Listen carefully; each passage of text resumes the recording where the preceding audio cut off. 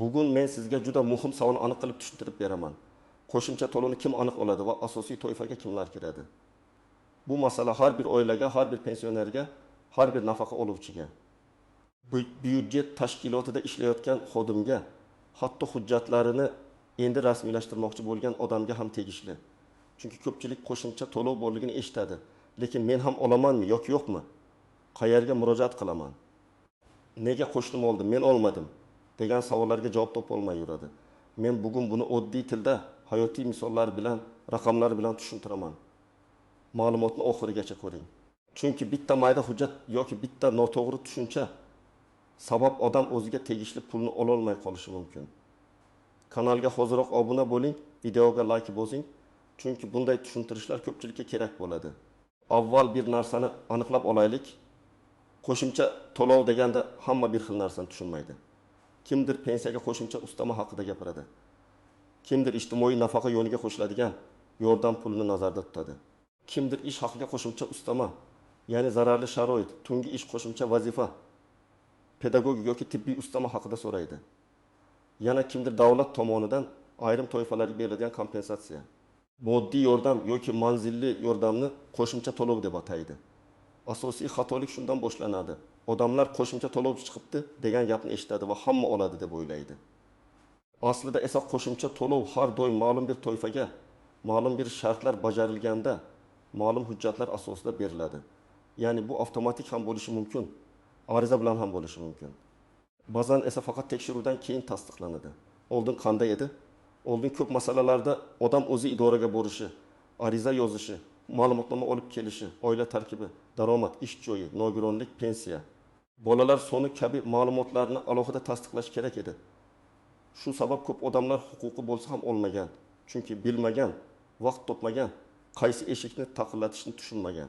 Hozir nima o'zgardi? Hozir ko'p ma'lumotlar elektron bazalar orqali tekshiriladi. Pensiya jamg'armasi, mahalla, soliq, bandlik, tibbiy mehnat ekspertizasi, fuqarolik holati dalolatnomalari, ish haqi ma'lumotlari o'zaro bog'lanib bormoqda. Bu yaxshi tomoni. Ayrim to'lovlar tezroq va adolatliroq aniqlanadi. Lekin boshqa tomoni ham bor. Bazada xato bo'lsa, siz haqiqiy hayotda mos kelsangiz ham tizim sizni raytishi mumkin. Masalan, farzandingiz siz bilan yashaydi, lekin ro'yxatda boshqa manzilda turibdi. Yoki siz ishsizsiz, lekin eski ish joyingiz ma'lumotni yopmagan. Yoki nogironlik guruhi uzaytirilgan, lekin elektron tizimga kech tushgan. Mana shunday mayda ko'ringan narsalar qo'shimcha to'lovni to'xtatib qo'yishi mumkin. Endi eng muhim qismga o'tamiz. Qo'shimcha to'lovni aniq kim oladi? Men buni umumiy prinsip bo'yicha tushuntiraman. Asosiy toifa odatda davlat tomonidan ijtimoiy himoyaga muhtoj deb tan olingan, daromadi yetarli bo'lmagan yoki qonunda alohida qo'llab-quvvatlanishi belgilangan fuqarolardir. Birinchi asosiy toifa pensiya va nafaqa oluvchilar. Bu yerda ko'pincha eng kam pensiya miqdoriga yetkazib berish, alohida xizmatlari uchun ustama, nogironlik bo'yicha qo'shimcha to'lov, boquvchisini yo'qotganlik pensiyasi oluvchilarga qo'shimcha yordam kabi holatlar bo'ladi. Masalan, bir pensionerning hisoblangan pensiyasi juda past bo'lsa, davlat ayrim holatlarda uni belgilangan minimal darajaga yetkazish mexanizmini qo'llaydi. Bu degani odamga sovg'a berilyapti degani emas. Balki uning daromadi belgilangan ijtimoiy mezondan past tushib ketmasligi uchun qo'shimcha hisoblanadi. Misol aytaylik, opa 30 yil ishlagan, lekin maoshi past bo'lgan, ayrim yillar rasmiy ish staji to'liq ko'rinmagan. Hisob-kitob natijasida uning pensiyasi 30 ming so'm chiqdi. Agar amaldagi tartibda pensiyaning ma'lum eng kam chegarasi bundan yuqori bo'lsa, unga farq qo'shimcha tarzda hisoblanishi mumkin. Lekin shu yerda nozik nuqta bor. Hamma past pensiya oluvchiga bir xil qo'shimcha beriladi deb bo'lmaydi. Sababi pensiya turi, staj, hujjatlar, ish haqi arxivi, imtiyozli staj, nogironlik holati va boshqa omillar alohida ko'riladi. Ikkinchi asosiy toifa nogironligi bo'lgan shaxslar. Bu toifada qo'shimcha to'lov masalasi ko'proq nogironlik guruhi, nogironlik sababi, parvarishga muhtojlik, mehnatga layoqat darajasi, yosh va boshqa shartlarga bog'liq bo'ladi. Masalan, birinchi guruh nogironligi bo'lgan shaxs doimiy parvarishga muhtoj bo'lsa, ayrim tartiblarda unga parvarish bilan bog'liq qo'shimcha to'lovlar yoki kompensatsiyalar belgilanishi mumkin. Lekin buni olish uchun tibbiy xulosa, nogironlik to'g'risidagi ma'lumot, shaxsni tasdiqlovchi hujjat, bank karta ma'lumotlari va ba'zan parvarish qiluvchi shaxsga oid ma'lumotlar talab qilinadi. hayotiy misol bir oilada almakes yoshli ota birinchi guruh nogironi. Oila qo'shimcha to'lov bor ekan deb eshitadi, lekin hech qayerga murojaat qilmaydi. Chunki pensiya olayapti-ku bo'ldi deb o'ylaydi. Aslida esa uning holatida parvarish, dori darmon, kommunal yoki boshqa ijtimoiy qo'llab-quvvatlash mexanizmlari bo'lishi mumkin. Agar oila tibbiy xulosa va nogironlik hujjatlarini tartibga keltirib, mahalla yoki mas'ul organga murojaat qilsa, qo'shimcha yordam olish ehtimoli paydo bo'ladi. Uchinchi asosiy toifa kam ta'minlangan oilalar. Bu juda muhim. Bugungi kunda ko'plab qo'shimcha to'lov va ijtimoiy yordamlar aynan oilaning daromadi, tarkibi, bolalar soni, ishlash imkoniyati va ehtiyoj darajasiga qarab belgilanadi. Kam ta'minlanganlik faqat men qiynalyapman degan gap bilan tasdiqlanmaydi. Tizim oila a'zolarining rasmiy daromadini, mol-mulkini, avtomobilini, yashash sharoitini, ishga layoqatli a'zolar bandligini va boshqa ma'lumotlarni tekshirishi mumkin. Misol, bir oilada rasmiy ishlamaydi. Ayol uyda 3 nafar bola bilan o'tiradi. Oilaning rasmiy daromadi yo'q. Tashqaridan qaraganda ular yordamga muhtoj. Lekin agar nomida yaqinda olingan qimmat avtomobil bo'lsa yoki oila a'zolaridan biri yuqori daromadli tadbirkor sifatida ro'yxatda tursa, tizim yordamni rad etishi mumkin. Aksincha boshqa oilada 2 million so'm oylik oladi. Ayol ishlamaydi. 4 nafar bola bor, ijro uyda yashaydi. Rasmiy daromad borligi uchun ko'pchilik ularga berilmaydi deb o'ylaydi. Lekin daromad oiladagi odam boshiga hisoblanganda past chiqsa, ularga qo'shimcha yordam belgilanishi mumkin. 4-asosiy toifa bolali oilalar, ayniqsa ko'p bolali yoki yolg'iz ota-ona tarbiyalayotgan oilalar. Bolalar nafaqasi, moddiy yordam, maktabgacha ta'lim, maktab xarajatlari, davolanish yoki mavsumiy yordam kabi masalalarda bolalar soni va yoshi muhim rol o'ynaydi. Bir bola bilan 3 bola o'rtasida farq bor. 3 yoshgacha bola, 7 yoshdagi bola va 16 yoshdagi bola bo'yicha ham tartiblar farq qilishi mumkin. Shu sabab ariza berayotganda farzandlarning tug'ilganlik guvohnomalari, ro'yxatda turgan manzili, ota-onaning nikoh yoki ajrim hujjatlari, aliment bo'yicha ma'lumotlari katta ahamiyatga ega. Masalan, yolg'iz ona 2 farzand tarbiyalayapti. U bolalar otasidan aliment olmaydi. O'zi yarim stavkada ishlaydi. Daromadi 2 million so'm. U ishlayman, demak menga bermaydi deb o'ylab ariza bermaydi. Bu katta xato bo'lishi mumkin. Chunki ishlashning o'zi yordamdan mahrum qiladi degani emas. Asosiy mezon ko'pincha oilaning umumiy ehtiyojidir. Agar daromad past bo'lsa va hujjatlar to'g'ri bo'lsa, qo'shimcha to'lov yoki ijtimoiy yordam olish imkoniyati bor. 5-asosiy toifa byudjet tashkilotlari xodimlari yoki alohida sharoitda ishlaydiganlar. O'qituvchi, shifokor, hamshira, tarbiyachi, madaniyat xodimi, ijtimoiy xodim, sanitariya, laboratoriya, tungi navbatchilik qiluvchi. Xavfli yoki zararli ishda ishlovchilar ish haqiga qo'shimcha ustama olishlari mumkin. Bu ijtimoiy nafaqa emas, mehnatga haq to'lash tizimidagi qo'shimcha to'lov hisoblanadi. Bu yerda asosiy shart qo'shimcha vazifa haqiqatan bajarilgan bo'lishi, buyruq chiqarilgan bo'lishi, tabelda aks etgan bo'lishi, mehnat shartnomasi yoki lavozim yo'riqnomasida asos bo'lishi kerak. Masalan, hamshira tungi navbatchilik qilsa, tungi soatlar alohida hisoblanishi kerak. O'qituvchi sinf rahbarligi daftar tekshirish, qo'shimcha dars yuklamasi yoki malaka toifasi bo'yicha ustama olishi mumkindir. Lekin men ko'p ishlayman degan gapning o'zi yetmaydi. Buyruq, tabel, tarifikatsiya, dars taqsimoti va rahbar tasdig'i bo'lishi zarur. Endi men tomoshabin sifatida sizga o'zingizni tekshirish uchun oddiy savollarni beraman. Agar siz pensiya yoki nafaqa olsangiz, lekin miqdori juda past bo'lsa, albatta tekshiring. Sizga minimal miqdorga yetkazish yoki boshqa ustama tegishlimi? Agar oilangizda nogironligi bo'lgan shaxs bo'lsa, albatta tekshiring. Parvarish, ijtimoiy xizmat, qo'shimcha kompensatsiya yoki moddiy yordam bor yo'qmi? Agar oilangizda bolalar ko'p bo'lsa, daromad kam bo'lsa, ijara uyda yashasangiz yoki yolg'iz ota-ona bo'lsangiz, ariza berishdan tortinmang. Rad javobi chiqsa ham sababi bilan tanishing. Kimlar kamroq xavotir olishi mumkin? Agar sizning daromadingiz barqaror va yuqori bo'lsa, oilada odam boshiga daromad mezonidan ancha yuqori chiqsa, mol-mulkingiz va avtomobilingiz ko'p bo'lsa, ijtimoiy yordam bo'yicha qo'shimcha to'lov olish ehtimoli past bo'lishi mumkin. Lekin bu ish haqi ustamalari yoki mehnat to'lovlariga taalluqli emas. Ya'ni siz boy bo'lsangiz ham, tungi ishlagan bo'lsangiz, qonuniy tungi ustamangiz to'lanishi kerak. Sizning oilaviy daromadingiz mehnat bo'yicha haqingizni bekor qilmaydi. Yana bir misol, shifokor 4 million so'm oylik oladi. Oilasi yaxshi ta'minlangan. u ijtimoiy moddiy yordam olmasligi mumkin. Lekin agar u navbatchilik qilgan, xavfli sharoitda ishlagan, qo'shimcha bo'limni olib borgan bo'lsa, u mehnatga haq to'lash bo'yicha qo'shimcha to'lovni talab qilishga haqli. Boshqa tomondan pensionerning daromadi past bo'lsa, u ish haqi ustamasini emas. Pensiya tizimidagi qo'shimcha hisob-kitobni tekshirish kerak. Har bir to'lovning manbasi va sharti boshqa. Endi ko'pchilik e'tibor bermaydigan nozik jihatlarni tushuntiraman. Birinchi tuzoq ro'yxatdagi manzil. Ijtimoiy yordamlar ko'pincha oila tarkibini manzil bo'yicha ko'radi. Agar farzandingiz amalda siz bilan yashasa, lekin ro'yxatda buvisi bilan turgan bo'lsa, tizim uni sizning oilangiz tarkibida ko'rmasligi mumkin. Yoki aksincha, siz bilan yashamaydigan qarindosh ro'yxatda sizning manzilingizda tursa, uning daromadi sizga qo'shilib hisoblanishi mumkin. Natijada yordam rad etiladi. Ikkinchi tuzoq norasmiy daromad. Ko'p odamlar men rasmiy ishlamayman, demak daromadim yo'q deb o'ylaydi. Lekin ayrim tekshiruvlarda tadbirkorlik ro'yxati, soliq tushumlari, bank aylanmalari, mol, mulk, transport, ijara, boshqa manbalar ham ko'rilishi mumkin. Agar sizning nomingizda faoliyat yopilmagan bo'lsa, amalda ishlamayotgan bo'lsangiz ham tizim sizni daromadli deb ko'rsatishi mumkin. Shuning uchun eski yakka tartibdagi tadbirkorlik, eski ish joyi, yopilmagan shartnoma kabi narsalarni tekshirish kerak.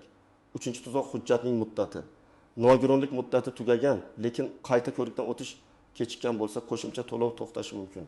Pensiya bo'yicha hujjatlar yetishmasa, ish staji to'liq kirmasligi mumkin. Bolalar nafaqasida bolaning yoshi o'tib ketgan bo'lsa, to'lov avtomatik to'xtashi mumkin. Odam nega pul tushmay qoldi deb hayron bo'ladi. Aslida tizim muddat tugagani uchun to'xtatgan bo'ladi. To'rtinchi tuzoq ariza bermasdan kutish. Ayrim to'lovlar avtomatik hisoblanadi, lekin hammasi emas. Masalan, mehnat ustamalari ish joyida buyruq va talab asosida yuradi. Ijtimoiy yordamlar mahalla yoki elektron tizim orqali ariza talab qilishi mumkin. Pensiya qayta hisob-kitobi uchun ba'zan qo'shimcha hujjat kiritish kerak bo'ladi. Agar siz davlat o'zi biladi deb yursangiz, sizga tegishli qo'shimcha pul oylar davomida hisoblanmay qolishi mumkin. 5-tuzoq og'zaki va'da sizga chiqadi, keyingi oy tushadi. Ro'yxatga kiritdik degan gaplar yaxshi, lekin huquqiy jihatdan sizga yozma javob kerak. Agar rad etilsa, rad sababi yozma bo'lsin. Agar qabul qilinsa, qaysi sanadan, qancha miqdorda, qaysi asos bilan belgilanganini biling. Chunki keyin nizo chiqsa, og'zaki gapni isbotlash qiyin. 6-tuzoq bir to'lov boshqasiga ta'sir qilishi. Ba'zi yordamlar oilaning umumiy daromadiga qo'shilishi mumkin. Masalan, siz bir turdagi nafaqa olyapsiz, keyin boshqa yordamga ariza berdingiz. Tizim oldingi to'lovni daromad sifatida ko'rib, yangi yordam miqdorini kamaytirishi yoki rad etishi mumkin. Bu har doim ham adolatsizlik emas, bu manzilli yordamni hisoblash tartibidan kelib chiqadi. Shuning uchun falonchi ikki xil bo'ladi. Men birini ham olmayapman degan taqqoslash doim to'g'ri bo'lmaydi. Har bir oilaning tarkibi, daromadi, hujjati, manzili, mol-mulki alohida. 7-nozik jihat. Qarzdorlik va bank kartasi. Ayrim holatlarda to'lov bank kartasiga tushadi. Agar kartangiz bloklangan bo'lsa, bank rekvizitlari noto'g'ri bo'lsa, karta muddati tugagan bo'lsa yoki hisob raqami boshqa odam nomida bo'lsa, pul tushishi kechikadi. Davlat tomonidan mablag' ajratilgan bo'lishi mumkin. Lekin bank bosqichida muammo chiqadi. Shuning uchun karta va hisob raqamingizni oldindan tekshirib qo'ying. Birinchi qadam qaysi qo'shimcha to'lov haqida gap ketayotganini aniqlang. Pensiyagami, nafaqagami, bolalar yordamigami, ish haqi ustamasigami, nogironlik bo'yicha kompensatsiyagami. Bitta nom ostida turli tartiblar bo'lishi mumkin. Masalan, qo'shimcha to'lov deb ishxonadagi tungi ustamani ham, pensionerga beriladigan farqni ham aytishadi. Siz avval to'lov turini aniqlamasangiz, to'g'ri idoraga bora olmaysiz. Ikkinchi qadam hujjatlaringizni yig'ing. Odatda pasport yoki ID karta, JSH bank karta ma'lumotlari, nikoh yoki ajrim hujjati, bolalarning tug'ilganlik guvohnomasi. Oila tarkibi bo'yicha ma'lumot, daromad ma'lumotlari, pensiya hujjatlari, nogironlik ma'lumotnomasi, tibbiy xulosa, ish joyidan ma'lumotnoma, mehnat daftarchasi yoki elektron mehnat staji kerak bo'lishi mumkin. Hamma holatda hammasi kerak bo'lmaydi, lekin asosiy hujjatlar tayyor bo'lsa, vaqt yutmaysiz. 3-qadam murojaat joyini to'g'ri tanlang. Pensiya masalasida pensiya jamg'armasi bo'limiga yoki tegishli elektron xizmatlarga murojaat qilinadi. Kam ta'minlangan oila, bolalar nafaqasi, moddiy yordam masalasida mahalla va ijtimoiy himoya tizimiga murojaat qilinadi. ish haqi ustamasi bo'yicha avval ish joyingizdagi kadrlar bo'limi, buxgalteriya va rahbariyatga yozma ariza beriladi. Agar hal bo'lmasa mehnat inspeksiyasi yoki sud tartibi ko'riladi. Nogironlik va parvarish bilan bog'liq masalalarda tibbiy xulosa, ijtimoiy xizmat va pensiya tizimi birgalikda ahamiyatga ega bo'lishi mumkin. 4-qadam, arizani og'zaki emas, yozma bering. Arizada shunday mazmun bo'lsin: menga tegishli qo'shimcha to'lov, ustama yoki ijtimoiy yordamni amaldagi tartibga muvofiq tekshirib berishingizni, asos mavjud bo'lsa belgilashingizni, rad etilgan taqdirda rad etish sababini yozma ravishda ma'lum qilishingizni so'rayman. Ish joyida esa arizaga falon sanalarda tungi navbatchilik qilganman. Falon buyruq asosida qo'shimcha vazifa bajarganman. Tarifikatsiyada ko'rsatilgan yuklama bo'yicha ustama hisoblanmagan kabi aniq faktlarni kiriting. 5-qadam. Javobni saqlang. Ariza raqamini, qabul qilingan sanani, mas'ul xodimning javobini, SMS yoki elektron xabarnomani saqlang. Agar rad javobi bo'lsa, unda sabab ko'rsatilgan bo'lishi kerak. Masalan, oila daromadi mezondan yuqori. Hujjat yetishmaydi. Manzil ma'lumotlari mos emas. Nogironlik muddati tugagan, mehnat tabelida tungi soat aks etmagan. Sababni bilsangiz, muammoni tuzatasiz. Sababni bilmasangiz, faqat taxmin qilasiz. 6-qadam. Bazalardagi xatolarni tuzating. Farzand ro'yxati noto'g'rimi? Manzilni yangilang. Eski ish joyi yopilmaganmi? Bandlik yoki soliq ma'lumotlarini tekshiring. Tadbirkorlik faoliyati amalda yo'qmi? Rasmiy tugatish masalasini hal qiling. Nogironlik ma'lumoti tizimga tushmaganmi? Tegishli tibbiy organ orqali aniqlashtiring. Bank karta ishlamayaptimi? Yangi rekvizit bering. Ko'p hollarda to'lovni olishning kaliti aynan mana shu texnik xatolarni bartaraf etishda bo'ladi. 7-qadam. O'zingizni boshqalar bilan ko'r-ko'rona solishtirmang. Qo'shnim oldi, men olmadim degan gap juda ko'p uchraydi. Lekin qo'shningizning oilasida bola soni boshqacha, daromadi boshqacha, nogironlik holati boshqacha. Manzili boshqacha, pensiya turi boshqacha bo'lishi mumkin. Siz taqqoslash o'rniga o'zingizning hujjatingiz va mezoningizni tekshirtiring. Shunda aniq javob olasiz. 8-qadam, agar sizga qonuniy to'lov berilmayotgan bo'lsa, talab qilishdan uyalmang.